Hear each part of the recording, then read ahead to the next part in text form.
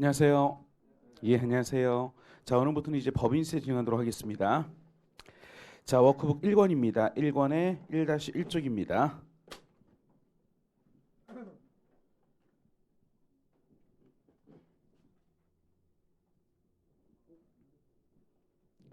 자, 1.1에 보시면은요, 법인세 과세 대상과 납세 의무자라고 나왔죠. 자, 챕터 1에서는요, 법인세 가장 기초적인 내용들을 일단 설명을 할 거예요. 우리가 법인세라고 하는 거, 법인이 벌어들인 소득에 대해서 과세하는 세금, 여기 이제 법인세가 되는 건데, 원래 이름은요, 이론상 이름은 법인소득세예요.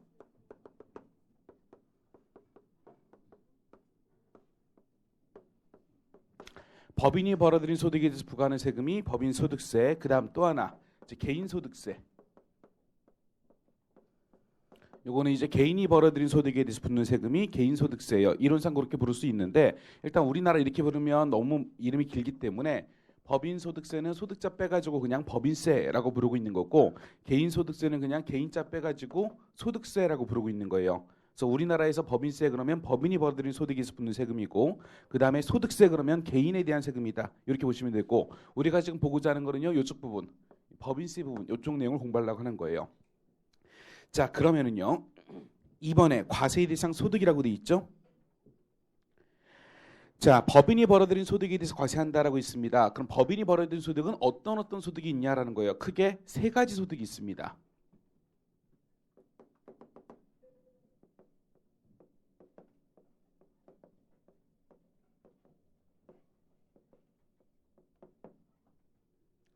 자, 법인은 우리가 회계하기 위해서 회계 기간이 있다고 배웠었죠. 마찬가지 법인세법에서도 뭐 3년도라는 게 있습니다. 그러니까 1년 단위로 보통 1년 단위로 나눠 가지고 소득을 계산한 다음에 그 소득에 대해서 세금을 내도록 하고 있어요. 그래서 이 회사가 1기 때 처음 생겼어요. 처음 생긴 게 1기, 그다음은 2기, 그다음에 만약에 한 20기 정도 가 가지고 회사가 사업 문을 닫는다고 볼게요. 그러니까 1기부터 20기까지만 존재한다라고 보겠습니다. 그러면 이제 매년 1기 때, 2기 때, 3기 때, 4기 때 매년마다 이제 물건 팔아가지고 돈을 벌겠죠. 소득이 생길 거예요. 그 매년 벌어들인 소득, 그 소득을 갖다가 각 사업년도 소득이라고 불러요.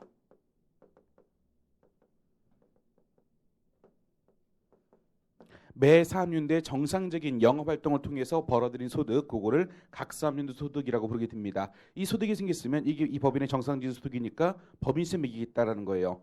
이 소득에 대해서는 법인세 세율이 10%, 20%, 22% 세 개가 돼요. 10, 20, 22.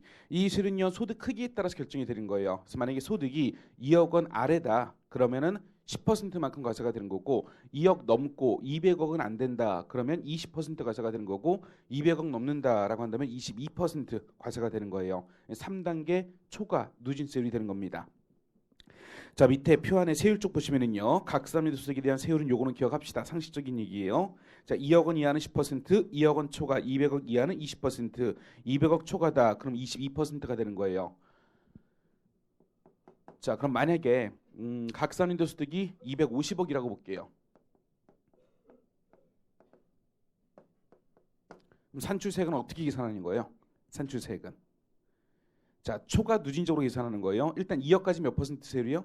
10%죠. 그럼 250억이면 2억까지는 일단 10% 과세가 되는 거고 2억 넘고 그다음에 200억 안 되는 구간 180, 198억이 되겠죠.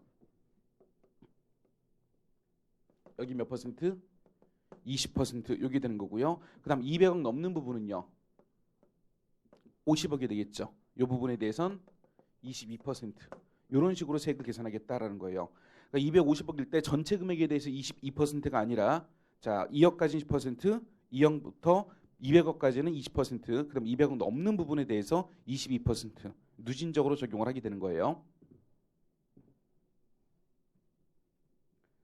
자, 이게 첫 번째 소득입니다. 각 사업년도 소득. 그럼 세율 곱하면은요 이제 세액이 나오겠죠.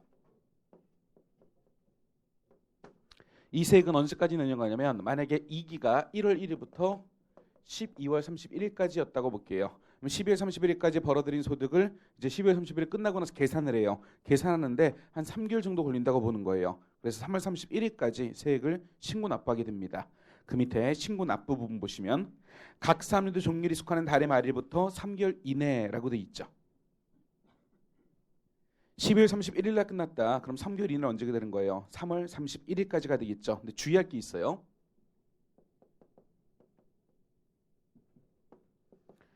1월 1일부터 12월 31일까지가 이 회사의 3년도였다면 잘 보세요. 각 3년도 종료일은 12월 31일이죠. 이날이 속하는 달의 말일도 12월 31일이잖아요. 이날부터 3개월 이내니까 3월 31일이에요. 근데 만약에 이 회사의 3년도는 12월 15일부터 그 다음 연도 12월 14일까지였다라고 볼게요. 좀 특이한 회사예요. 12월 15일부터 12월 14일까지가 하나의 3년도다라는 거예요. 그러면 3월 14일까지 신고 납부냐라는 거예요. 그게 아니에요. 사업연도 종료일부터 3개월 이내면 3월 14일까지가 될 거예요. 근데 사업연도 종료일이 속하는 달의 말일부터라고 돼 있잖아요. 3개월 따지는 시점은 12월 14일이 끝나고 이날이 속하는 달의 말일이면 12월 31일이죠. 그날부터 따졌을 때 3개월 이내니까 똑같이 3월 31일이 되는 거예요. 무슨 말인지 이해되시겠어요? 말장난 표현. 각 사업연도 종료일부터 3개월이 아니라 종료일에 속하는 달의 말일부터 3개월이 됩니다. 자, 이게 가장 대표적인 소득 각사업연도 소득이 되고요. 그 다음에 맨 끝에 보시면 청산소득이라는 게 있죠. 자, 이건 뭐냐면요. 회사가 문 닫을 때 20기가 이제 마지막 연도라고 보는 거예요. 20기 됐을 때 이 회사가 문 닫겠다라는 거예요. 더 이상 사업을 안 하겠다라는 거죠. 그래서 청산 절차 거쳐가지고 이때쯤에 이제 문을 닫기로 한 거예요.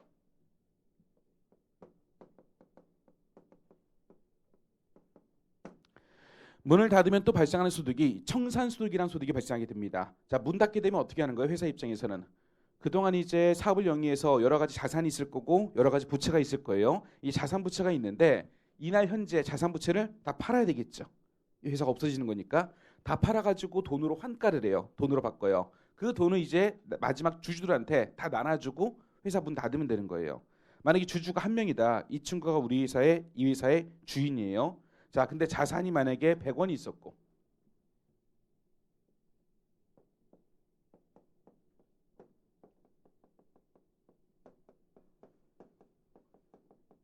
부채가 20원이 있었다고 볼게요. 그럼 순자산이 얼마가 있는 거예요? 80원 있는 거죠. 이 80원을 내다 파는 거죠. 내다 팔았더니 보니까 150원 준대.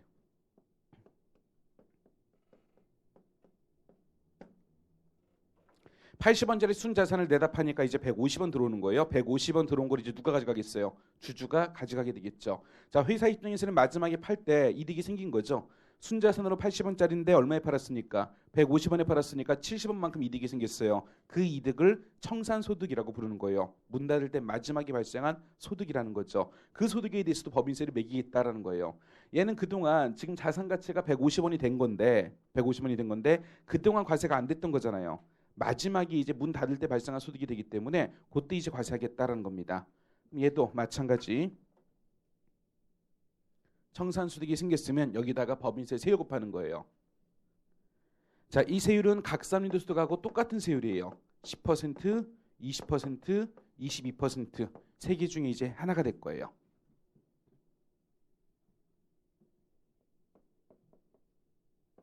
세금 나오면 얘를 내면 되겠죠.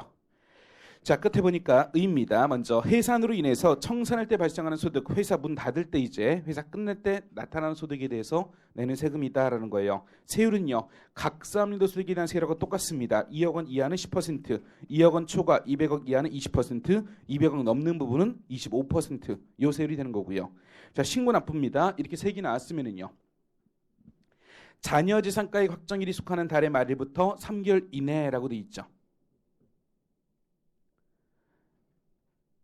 자, 마찬가지로 자녀재산가액 확정일부터 3개월이 아닙니다. 자녀재산가액 확정일이 속하는 달의 말일부터 3개월 이내라고 돼 있어요. 왜 이렇게 달의 말일부터 3개월 이내라고 했을까요? 그냥 그 종료일부터 3개월 이내에도 상관없는데 왜 달의 말일부터라고 했을까요? 이제 행정 편의 때문에 그런 거예요. 자, 12월 달에 만약에 3일가 종료된다라는 거예요. 그랬을 때 31일 날 끝나면 3월 31일까지 세금 내고 14일 날 끝나면 3월 14일까지 세금 내고 그럼 어떤 법인은 14일 날 끝나고 어떤 법인은 31일 날 끝나고 신고 납부 기간이 다르면은요. 국가에서 관리하기가 힘들단 말이죠. 12월 달에 끝나는 회사는 그냥 무조건 3월 말까지 세금 내게끔 하기 위해서 그렇게 행정 편의 때문에 이렇게 달의 말일부터 따지도록 하고 있는 거예요. 청산소득도 마찬가지입니다. 달의 말일부터 3개월 이내라고 돼 있는 거예요. 자, 여기에 가장 마지막에 있었죠. 세 번째 소득이라고 볼 수 있어요.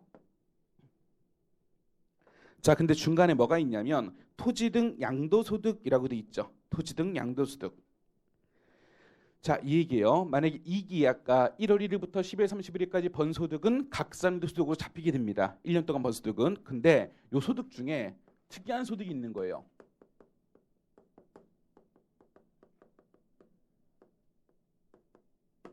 토지 등 양도소득. 자, 회사에서 비사업용 토지가 있다는 거예요. 자, 비사업용 토지는 사업에 안 쓰는 토지죠. 사업에 안 쓰는 토지를 왜 가지고 있을까?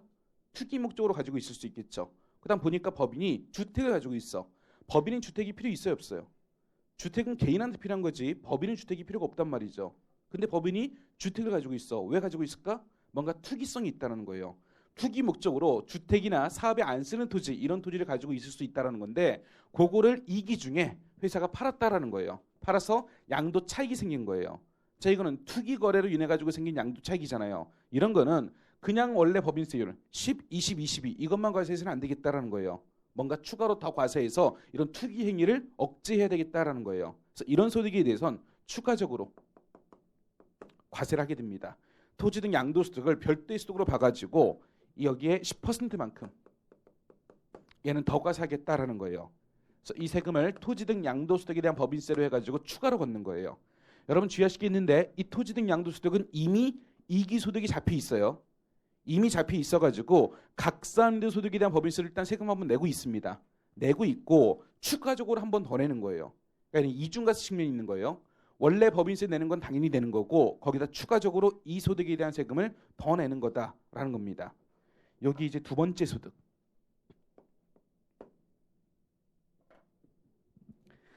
자, 여기 보시면 주택이나 비삼림 토지를 양도함으로써 발생하는 소득에 대해서 토지 등 양도소득에 대한 법인세를 추가로 매기는 거예요. 밑에 세율 보니까 부동산 투기 지정지역 안에 주택 비삼림 토지에 대해서 몇 퍼센트? 10%만큼을 더 매기는 겁니다. 자, 얘는요 신고납부 따로 신고납부하는 게 아니라 지금 이기 때 각 사업연도 소득에 대한 법인세를 낼 거잖아요. 이거 낼 때 같이 내는 겁니다. 따로 언제까지 신고납부하는 게 아니라 이기 소득 중에 일부가 되거든요. 그럼 이기에 대한 원래 법인세 낼 때 같이 추가적으로 납부하는 거예요. 그 밑에 각 사업연도 소득에 대한 법인세 가산해서 신고 납부하게 됩니다. 자, 근데 얘는 성격이 뭐냐면요. 그 밑에 토지 등 양도소득은 각사업소득에 포함돼서 각사업소득에 대한 법인세로 과세가 되고 있고 부동산 투기 방지 목적으로 토지 등 양도소득에 대한 법인세를 한 번 더 과세하는 거예요. 얘는 이중과세 측면이 있는 겁니다. 부동산 투기 행위를 막기 위해서 그렇게 이중과세하고 있는 거예요. 이해되시겠어요? 자, 이렇게 세 가지가 법인의 소득이 되는 거예요. 기억하셔야 돼요. 첫 번째 각사업소득, 두 번째 토지 등 양도소득, 세 번째 청산소득. 이 세 가지 소득이 법인의 소득이 되는 거고 여러분 여기서 가장 대표적인 소득은 몇 번 소득이 될까요? 1번 소득이 되겠죠. 이게 정상적인 사업활동을 통해서 얻는 소득이 되기 때문에 이게 일반적이고요. 우리가 공부하는 법인세 내용의 99%는 이 내용 공부하는 거예요. 여기 토지 등 양도소득이라든가 청산소득은 법인세 끝날 때쯤에 잠깐 공부하게 될 내용이고요. 우리가 계속 거의 대부분의 시간을 할애하는 부분은 이쪽 부분 정산소득이 있죠. 요거에 대해서 우리가 배우게 되는 겁니다. 자, 이번에 소득 세 가지 있다는 거 기억해 두시고요. 다음 페이지.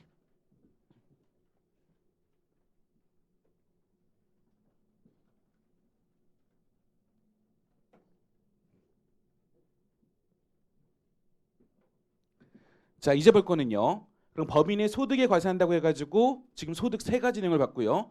그다음 법인한테 과세하는 거죠. 납세 의무자가 그런 법인인데 법인은 어떤 법인이 있냐라는 거예요. 납세 의무자예요. 자, 법인세 납세 의무자는 당연히 법인이죠. 근데 이 법인은 성격에 따라서 몇 가지로 구분할 수 있어요. 자, 첫 번째는요. 본점 주사무소가 어디 있냐에 따라서 본점이나 주사무소 이게 국내에 있을 수도 있고 국외에 있을 수도 있어요. 요거에 따라서 내국법인